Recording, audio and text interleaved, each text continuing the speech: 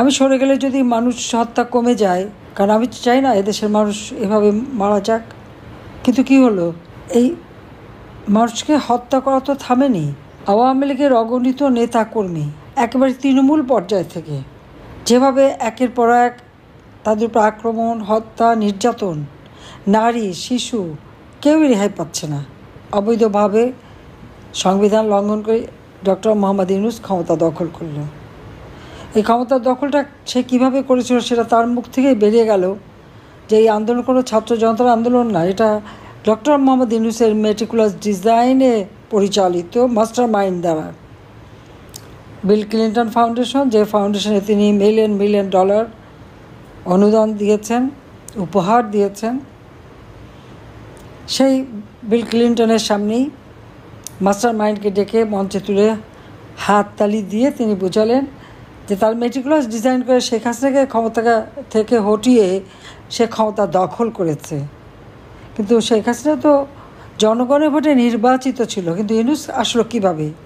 তার কোনো জনগণের ম্যান্ডেটও নেই, সাংবিধানিক কোনো ভিত্তি নেই, তারপর সে ক্ষমতা আছে। অস্ত্র, অর্থ এবং দেশ বিক্রির মুষ্টিলেখা দেশ আজকে ক্ষমতায় দখল করে বসে আছে। একমাত্র শত্রু তার চোখের সামনে হচ্ছে আওয়ামী লীগ আর মুক্তিযোদ্ধারা। কিন্তু এই শত্রু তো ছিল পাকিস্তান হানাদার বাহিনীর দৃষ্টিতে। ডক্টর মোহাম্মদ ইউনূস কেন? দেশ স্বাধীন হয়েছিল বলেই তো সে ডক্টর মোহাম্মদ ইউনূস হতে পেরেছে, আর তাকে তো সব থেকে বেশি সুযোগ সুবিধা আমি দিয়েছি। কিন্তু আজকে ঘরে ঘরে হাহাকার, কোনো ঘরে কোনো মানুষের নিরাপদ না, রাস্তায়ও নিরাপদ না, বাইরেও নিরাপদ না, এমনকি কবরেও নিরাপদ না। কারণ কবরেও নিরাপদ না এই জন্য বলছি যে কবরের লাশও তো নিরাপদ না। রাজবাড়িতে নোরা পাগলার কবর থেকে তার লাশ তুলে সে লাশের উপরে লাঠি দিয়ে পেটানো এবং লাশে আগুন দিয়ে পুড়িয়ে দেওয়া, কোনো মুসলমান আর এক মুসলমানের লাশ এভাবে পোড়াতে পারে এরা? এবং তারা কিন্তু সবাই একবার আল্লাহ বিল্লাহ করা মানুষ, তাদের ছবিও কিন্তু স্পষ্ট। কিন্তু কারা সঠিকভাবে পোড়াল সেটা কোনো ঠিক নাই। ইউনূস সাহেবের এক উপপ্রেস সচিব তিনি তারা চোখে দেখলেন যে এই ঘটনা আওয়ামী লীগ ঘটিয়েছে, এটা নাকি তথ্য পেয়ে গেছে। কিন্তু তার স্বরাষ্ট্র উপদেষ্টা বলেছিল তদন্ত না করে কাউকে দোষী সাব্যস্ত করা যায় না। কিন্তু আওয়ামী লীগ নেতা কর্মীদের বিরুদ্ধে, আমি, রেহানা, আমাদের 5টা ছেলে মেয়ে, তাদের বিরুদ্ধে যখন মামলা দেওয়া হয়েছে, আওয়ামী লীগের অগণিত নেতা কর্মীর সাথে সাথে তাদের আত্মীয় পরিবার পরিজন, তাদের বিরুদ্ধে যখন মামলা দিয়ে আসামি করা হয়েছে, গ্রেপ্তার করে জেলখানায় নিয়ে হাত করা দিয়ে জেলখানায় নিয়ে যাওয়া, এমনকি প্রধান বিচারপতিকেও হাত করা দিয়ে গ্রেপ্তার করা, তদন্ত না করে তো তাদেরকে আসামি করা হলো। তাহলে এদের চরিত্রটা কি, সেটাই সবাইকে দেখতে হবে। অনেকে ভেবেছিল যে ইউনূস আসলে পরে দেশে একেবারে শান্তি আসবে, অর্থের স্রোত বয়ে যাবে, বিদেশি বিনিয়োগের স্রোত হবে। কিন্তু ইউনূসের আসল চেহারাটা আজকে শুধু বাংলাদেশে না, সারা বিশ্ববাসীর কাছেই উন্মোচিত। সে যে একটা জঙ্গি সন্ত্রাসী, সে যে মানুষ হত্যাকারী এবং অবৈধভাবে ক্ষমতা দখলকারী, এটা কিন্তু আজ স্পষ্ট। আওয়ামী লীগের বোধহয় কোনো নেতা কর্মী আর তাদের আত্মীয়স্বজন কেউ বাদ নেই যাদের বিরুদ্ধে মামলা না দিয়েছে। শ্রমিকের অর্থ আত্মসাৎ করায় শ্রমিক আদালতে সাজাপ্রাপ্ত দণ্ডিত আসামি হচ্ছে doctor Mohammad Yunus. Money laundering, শ্রমিকের অর্থ আত্মসাৎ, ট্যাক্স ফাঁকি দেওয়া, বিভিন্ন মামলায় তার যে দুর্নীতি দমন কমিশন কর্তৃক তার বিরুদ্ধে যত মামলা, সব মামলা প্রত্যাহার করে নিয়েছে। ক্ষমতায় এসে আগে সব প্রত্যাহার করে উল্টো আরও ম্যান পাওয়ারের ব্যবসা, ডিজিটাল ওয়ালেটের ব্যবসা, এই ব্যবসা সেই ব্যবসা হাতিয়ে নিয়েছে। একটা অর্থলোভী ধূর্ত শৃগাল, এর হাত থেকে দেশকে রক্ষা করতে হবে, দেশের মানুষকে রক্ষা করতে হবে। এদের হাতে কেউ নিরাপদ না। ডাকসু নির্বাচন, ছাত্রদল, তাদের ধারণা ছিল তারাই বোধহয় সবথেকে শক্তিশালী। এই জামাত শিবিরকে নিয়ে তাদেরই তো ওঠা বসা। এবং চক্রান্ত করে ছাত্রলীগকে নিষিদ্ধ করা হলো। আর তার ফলাফলটা কি? জাকসু সব জায়গায় আজকে শিবিরের দৌরাত্ম্য। শিবির সব যে বাংলাদেশের জন্য প্রাচ্যের অক্সফোর্ড খ্যাত ঢাকা বিশ্ববিদ্যালয় অসাম্প্রদায়িক চেতনার একটা জায়গা। বাংলাদেশের প্রতিটি আন্দোলনে, যেখানে এই আন্দোলন শুরু এবং এখান আন্দোলনের সূতিকাগার হচ্ছে ঢাকা বিশ্ববিদ্যালয়, আজকে সেই বিশ্ববিদ্যালয় স্বাধীনতা বিরোধী চক্রের হাতে। এর থেকে দুঃখের আর কি, এর থেকে লজ্জার আর কি আছে?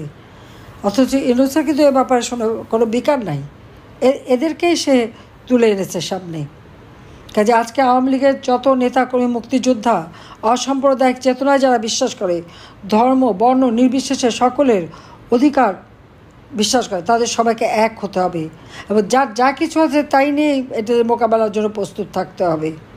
কারণ দেশের মানুষকে রক্ষা করতে হবে।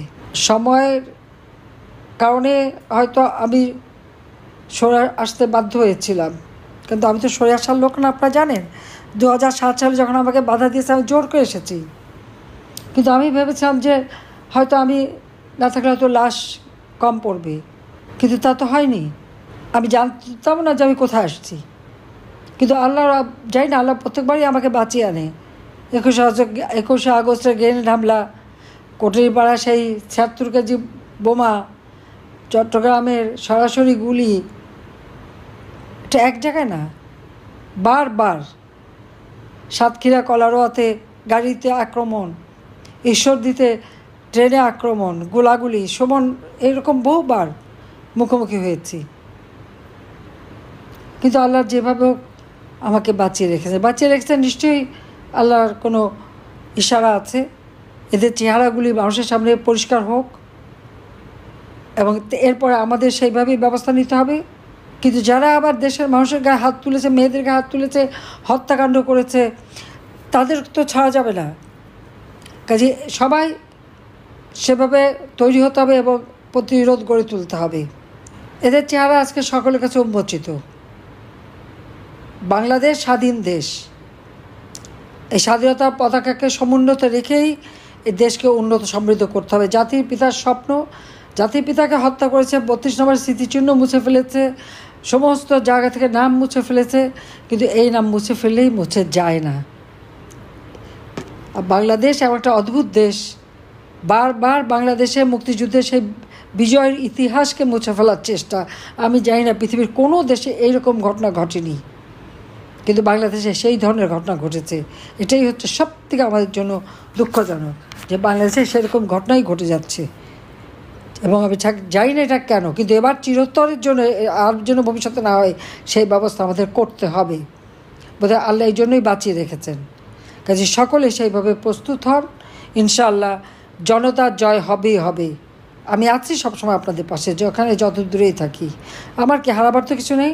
বাবা মা ভাই সব হারিয়েছি, ঘর বাড়ি যা কিছু আমার না। আমার স্বামীর ঘর ছিল সুদর্শন, তাও ভেঙে ফেলেছে, আগুন দিয়ে পুড়িয়েছে।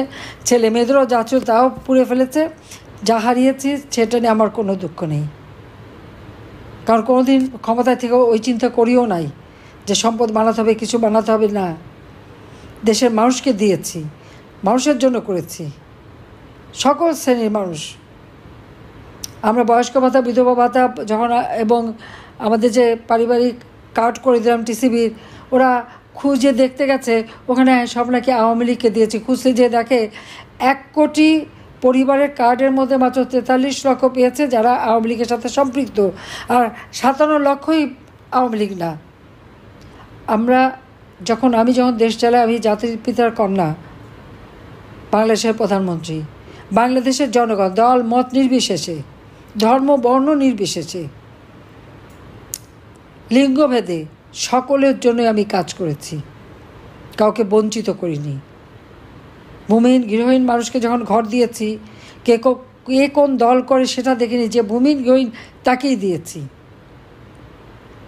এই উদার হস্তে দান করেছি।